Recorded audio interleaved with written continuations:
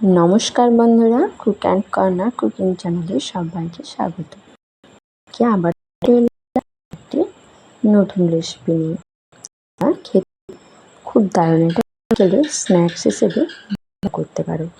এটা হলো আটার পোড়া পিঠা। এটা তৈরি করা একদম সহজ। প্রথমে 1 কাপ মতো আটা নিয়েছি এবং পরিমাণ মতো চিনি ও 2টো ডিম নিয়েছি। এবার শুকনো অবস্থায় দিয়ে ভালো মেশাতে হবে। অবশ্যই এর আগে জল দেবে না। ভালো করে আমি মিশিয়ে নিচ্ছি। দেখো আমার পুরোটা মেশানো হয়ে গেছে। এবার পরিমাণ মতো জল দিয়ে দেবো। জল ভালো করে মিশিয়ে নেব। ব্যাটারটা পাতলা বা ঘন করা যাবে না, মোটামুটি একটা করলে হবে। মিশিয়ে নেওয়ার পরে পরিমাণ মতো অয়েল দিয়ে দেবো। এটা রিফাইন অয়েল ব্যবহার করছি, তোমরা যে কোনো অয়েল দিতে পারো। এরপর পরিমাণ মতো নুন ব্যবহার করছি। নুন দিয়ে ভালো করে মিশিয়ে নেব।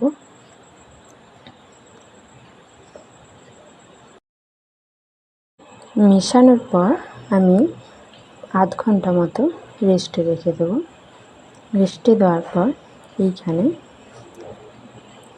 তাওয়া গরম করে দিচ্ছি। তারপর ব্যাটারটাকে সুন্দরভাবে দিয়ে দেবো। ব্যাটারটা খুব সুন্দর এসেছে। এরপর একটা চামচের সাহায্যে শেক করে নেব। উপর থেকে কিছু ড্রাই ফ্রুটস দিয়ে দেব। আমি বাদাম ইউজ করেছি, তোমরা চাইলে আরও ড্রাই ফ্রুটস অ্যাড করতে পারো। এরপর অল্প আঁচে আধা ঘন্টার জন্য রেখে দিতে হবে। আধা ঘন্টা পরে ফিরে এলাম। একটা টুথপিকের সাহায্যে নিলাম, একটু লেগে এটা একদম তৈরি হয়ে গিয়েছে। এর পেছনটা দেখিয়ে দিচ্ছি। দেখো এইরকমভাবে পুড়ে যাবে। পোড়া পিঠা খেতে খুব সুন্দর হয়। ভিডিওটি ভালো লাগলে অবশ্যই লাইক, কমেন্ট, সাবস্ক্রাইব করো আর বেশি বেশি করে কমেন্ট করো।